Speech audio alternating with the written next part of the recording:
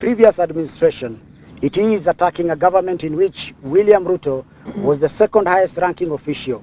If there was a debt, William Ruto was there. If there was stalled projects, William Ruto was there. If there was corruption, William Ruto was there. If there was success, William Ruto was there. If there were failures, William Ruto was there.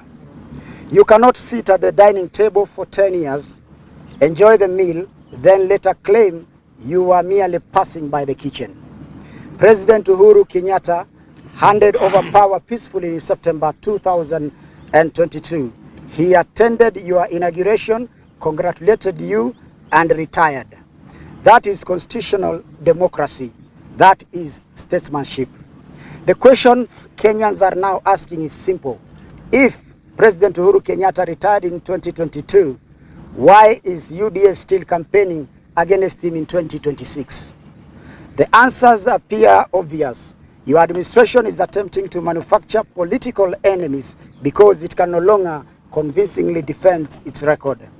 Kenyans were promised lower taxes, cheaper unga, affordable fuel, jobs for the youth, affordable health care, dignity for hustlers, and a government that will understand ordinary suffering. Instead, many Kenyans are experiencing high taxation, rising fuel cost, expensive electricity, uncertainty in healthcare, struggling businesses, unemployment, police excess, abduction, growing public frustration, and endless political messaging.